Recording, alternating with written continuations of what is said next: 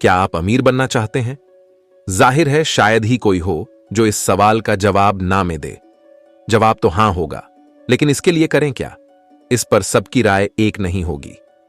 इस पेचीदा से मसले को आसानी से समझाने की बेहद शानदार कोशिश है यह किताब। नाम है rich dad poor dad. USA today के मुताबिक जो कोई भविष्य में अमीर बनना चाहता है उसे अपनी शुरुआत रिच डैड पुअर डैड से करनी चाहिए। रॉबर्ट टी कियोसाकी की यह बेस्ट सेलर बुक शिक्षा, सफलता और समृद्धि की परंपरागत परिभाषाओं से हटकर एकदम नए तरह के विचार बेहद दिलचस्प ढंग से पेश करती है। रियल एस्टेट और पूंजी निवेश के व्यवसाय से जुड़े रॉबर्ट लोगों को धन दौलत के बारे में सिखाकर बहुत आनंद महसूस करते हैं। उन्होंने यह किताब 25 साल पहले लिखी थी, लेकिन इतना अरसा गुजर जाने के बाद भी यह न सिर्फ बेस्ट सेलर का दर्जा बरकरार रखे हुए है, बल्कि आज पहले से ज्यादा प्रासंगिक जान पड़ती है। किताब का पूरा मसौदा रॉबर्ट के दो डैडियों यानी रिच डैड और पुअर डैड के बारे में है।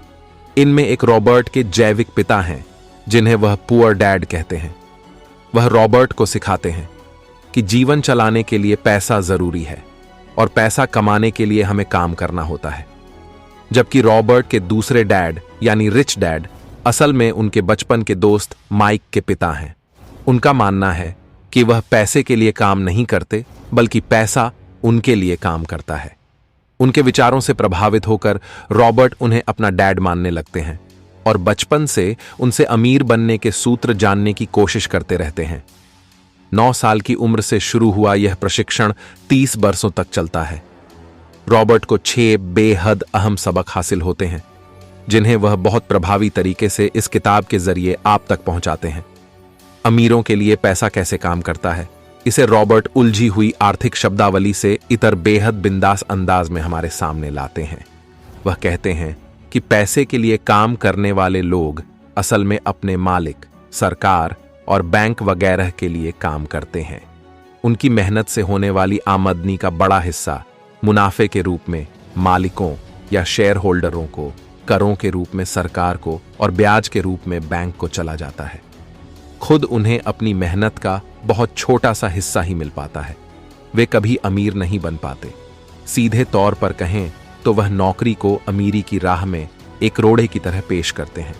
रिच डैड का फलसफा है कि ऐसे लोग पैसे को लेकर अपने अज्ञान और डर की वजह से सारी जिंदगी चूहा दौड़ में फंसे रहते हैं।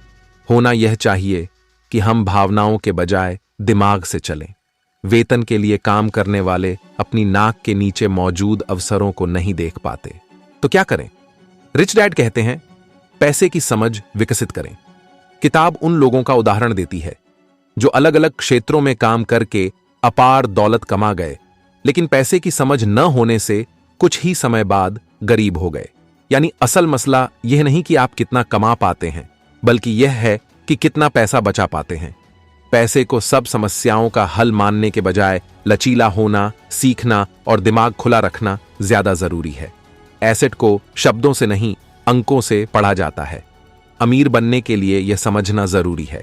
अमीर लोग एसेट इकट्ठा करते हैं और गरीब या मध्य वर्ग के लोग लायबिलिटी। जैसे कि घर और कार जैसी चीजें एसेट नहीं, लायबिलिटी हैं। इसमें किए गए निवेश फायदे का सौदा नहीं।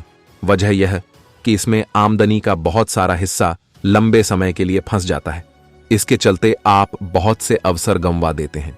सबक यह है कि अमीर एसेट खरीदते हैं और गरीब सिर्फ खर्च करते हैं। मध्यम वर्ग लायबिलिटी खरीदता है, लेकिन सोचता है कि वह एसेट खरीद रहा है। अमीरों और गरीबों के बीच की एक महीन सी ऑब्जर्वेशन बहुत जानदार तरीके से किताब ने सामने रखी है। आम लोग विलासिता की चीजें सबसे पहले खरीदते हैं, जबकि अमीर सबसे बाद में। उनके कहने का मतलब है कि जब भी आपके पास 1 रुपया अतिरिक्त हो तो उसे विलासिता पर खर्च करने के बजाय अपने संपत्ति वाले कॉलम में डालें। इससे वह आपके लिए कमाना शुरू कर देगा, और जब वह बहुत कमा लेगा तब आप अपनी पसंद की वह चीज खरीद लेंगे। पुअर डैड की बात मानकर रॉबर्ट ने नौकरी की, लेकिन साथ ही साथ रिच डैड की सलाह पर संपत्ति के कॉलम को मजबूत बनाना जारी रखा। जल्दी ही वह चूहा दौड़ से बाहर आ गए। कितनी शानदार समझ है कि कॉरपोरेशन के मालिक कमाते हैं, खर्च करते हैं और कर चुकाते हैं, जबकि उनके लिए काम करने वाले कर्मचारी कमाते हैं, कर चुकाते हैं और फिर खर्च करते हैं। अब एक तरफ रॉबर्ट के डैड, जो इतने एजुकेटेड होने के बाद भी फाइनेंशियली स्ट्रगल कर रहे थे, वहीं दूसरी तरफ रॉबर्ट के दूसरे डैड इतने कम पढ़े लिखे होने के बाद भी उनसे कहीं ज्यादा अमीर थे। ऐसा इसलिए था जो कि रॉबर्ट के डैड ने मनी को समझा। वो जान चुके थे कि पैसा किस तरह से काम करता है। फिर इसके बाद उन्होंने अपनी लाइफ में जो भी चीजें सीखी उसे उन्होंने रॉबर्ट को सिखाया। आप ये समझ सकते हैं कि इस बुक के अंदर रॉबर्ट ने अपनी फाइनेंशियल लर्निंग की पूरी जर्नी शेयर की है और जो भी बातें उन्होंने अपने रिच डैड के पैसों के रिगार्डिंग सीखी है, उन सभी बातों को इस बुक के रेफरेंस समय बहुत ही आसान तरीके से बताने वाला हूं। तो गए आज की यह वीडियो आपके लिए बहुत स्पेशल होने वाली है, इसलिए इस वीडियो को बहुत ध्यान से समझना। So let's begin. Number 1, rich dot work for money, money work for them. Author बताते हैं कि आजकल लोग एक तरह के ट्रैप में फंसे हुए हैं। वो स्कूल जाते हैं, अपनी स्टडी शुरू करते हैं और जब उनकी सारी पढ़ाई पूरी हो जाती है तो वो 9 to 5 की जॉब ढूंढने लगते हैं जो उन्हें अच्छी सैलरी दे, और फिर जॉब मिल जाने पर वो शादी कर लेते हैं और फिर अपनी पूरी जिंदगी सिर्फ कमाते रहने में गुजार देते हैं। बात तो ये है कि करीब 80% लोग इसे ट्रैप में फंसे हुए हैं। ऑथर के रिच डैड बताते हैं कि इतने सारे लोग इस रेड ड्रेस में इसलिए फंसे हुए हैं क्योंकि वो अपने अंदर के लालच और डर को कभी समझ ही नहीं पाते। जो लोग गरीब माइंडसेट रखते हैं, उन्हें यह लगता है कि अगर हमको बहुत सारे पैसे कमाने हैं या फिर रिच बनना है तो हमको हाई सैलरी वाली जॉब करनी होगी, जबकि जॉब सिर्फ लॉन्ग टर्म प्रॉब्लम का एक शॉर्ट टर्म सॉल्यूशन है। क्योंकि जॉब करने से आपकी इनकम तो BRH जाती है, पर साथ ही साथ आपके खर्चे भी बारेच जाते हैं। उनके रिच डैड ये भी कहते हैं कि जिनकी गरीब मेंटालिटी होती है वो पैसों के पीछे बिल्कुल वैसे भागते हैं जैसे गधा एक बंधी हुई गाजर के पीछे भागता है, और जिस तरह गाजर दिखाकर उस गधे का मालिक उससे काम करवाकर अपने पैसे कमाता है, वैसे ही 9 to 5 की जॉब में एक बॉस अपने एम्प्लॉय से काम करवाकर अपना प्रॉफिट बनाता है। और जैसे गाजर के पीछे भागने से गधे को कुछ नहीं मिलता, वैसे ही पैसे के पीछे भागने से ये लोग भी अमीर नहीं बन पाते। इसलिए जो लोग कामयाब होते हैं वो ज्यादा टाइम तक सिर्फ पैसों के लिए काम नहीं करते रहते हैं, बल्कि वो एक ऐसा सिस्टम तैयार करते हैं जिससे उनका पैसा उनके लिए काम करता है और उन्हें पैसे कमा कर देता है। Number 2, it's not how much money you make, it's how much money you keep. कई सेलिब्रिटीज और स्पोर्ट्समैन की नेटवर्क देखकर हम बहुत ज्यादा इंस्पायर हो जाते हैं। वो सोचते हैं कि यार एक दिन ऐसा भी आएगा जब हम भी उन्हीं की तरह पैसे कमाएंगे। पर क्या आप ये बात जानते हैं कि बहुत से सेलिब्रिटीज ऐसे भी होते हैं जो बहुत ज्यादा पैसा कमाने के बाद भी अमीर नहीं बन पाते हैं। ऐसा इसलिए होता है क्योंकि उन्हें पैसा कमाना तो आता है, बट अपने इस पैसे को अपने पास कैसे रखते हैं या फिर यूं कहें कि उसे मैनेज कैसे करते हैं वो ये नहीं जानते। और उन लोगों को ये भी पता नहीं होता है कि एसेट्स क्या होते हैं और लाइबिलिटीज क्या होती है, और इसी कंफ्यूजन की वजह से वो अपने सारे पैसे खो देते हैं। ऑथर के रिच डैड इसकी एक बहुत ही सिंपल डेफिनेशन देते हैं और बताते हैं एसेट्स वो चीज होती है जो आपकी पॉकेट में पैसे डालती है, बट लाइबिलिटीज वो चीज होती है जो आपकी पॉकेट से पैसे निकाल लेती है। कई लोग क्या गलती करते हैं, वो लाइबिलिटीज को एसेट समझकर खरीद लेते हैं, जिससे वो चीज उनको पैसे देने की जगह उनका खर्चा और बढ़ा देती है। एग्जाम्पल ऑथर कहते हैं कि कई लोग एक घर को अपना एसेट समझते हैं, जबकि असल में वो एक लाइबिलिटी होती है, क्योंकि वो अपने घर में खुद रहते हैं जिससे उनकी कोई कमाई नहीं होती। साथ ही एक घर बनाने के लिए जो लोन वो लेते हैं उन्हें उनकी EMI लगभग लाइफ टाइम तक भरनी पड़ती है। इस तरह की कंडीशंस में आकर आप जो भी पैसे कमाते हैं फिर आपके पास वो पैसे बचते ही नहीं। इसलिए अमीर बनने के लिए जो सबसे जरूरी चीज ऑथर बताते हैं वो हैं एसेट्स और लाइबिलिटीज के डिफरेंस को डीपली समझना और जितने हो सके एसेट्स क्रिएट करना। Number 3, get in your business along with your job. कई लोग क्या करते हैं, वो अपने अंदर अच्छी स्किल्स होने के बाद भी खुद को सिर्फ एक जॉब में फंसा कर रखते हैं। इसके अलावा वो कुछ और करने की सोचते भी नहीं, और अगर कभी वो अपना बिजनेस करने की सोचते भी हैं तो सबसे पहले वो अपनी करंट जॉब क्विट कर देते हैं। ऑथर कहते हैं कि देखो, ये बात तो सच है कि सिर्फ जॉब करते रहने से आप ज्यादा अमीर नहीं बन सकते, लेकिन इसके लिए ये बिल्कुल जरूरी नहीं है कि अगर आप एक बिजनेस की शुरुआत कर रहे हैं तो आप उसके लिए अपनी करंट जॉब को ही छोड़ दें। स्टार्टिंग में आप अपनी जॉब के साथ भी अपने इस बिजनेस को चला सकते हैं। फिर जब आपको ये लगने लगे कि यस, मेरा अब ये बिजनेस मेरी जॉब से ज्यादा इनकम दे रहा है और अब मुझे इस पर ज्यादा टाइम देना चाहिए, तो तब आप अपनी इस जॉब को क्विट कर सकते हैं। रॉबर्ट के रिच डैड उनको बताते हैं कि देखो, जो लोग अमीर होते हैं वो अपना फोकस सिर्फ एक काम पर ही नहीं रखते, बल्कि वो अपने इनकम सोर्स को मल्टीप्लाई करते रहते हैं। एक बार मैकडोनाल्ड के ओनर रिक्रूट में यूनिवर्सिटी ऑफ टेक्सास में कुछ स्टूडेंट से पूछा कि बच्चों बताओ मैं कौन सा बिजनेस करता हूं, तो सभी स्टूडेंट्स ने हंसकर जवाब दिया, अरे सर ये कैसा सवाल हुआ, ऑब्वियसली आप बर्गर का बिजनेस करते हैं।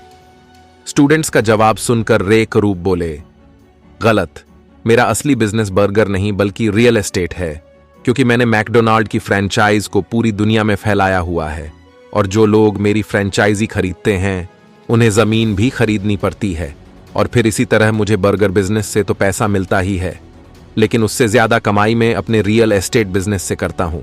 रॉबर्ट कहते हैं कि स्टॉक, बॉन्ड, इंटेलेक्चुअल प्रॉपर्टी पैसे कमाने के लिए एक बहुत ही अच्छा बिजनेस साबित हो सकता है, क्योंकि एक तो यहां से पैसे अच्छे मिलते हैं और साथ ही यहां पर आपके इन्वॉल्वमेंट की ज्यादा जरूरत नहीं होती।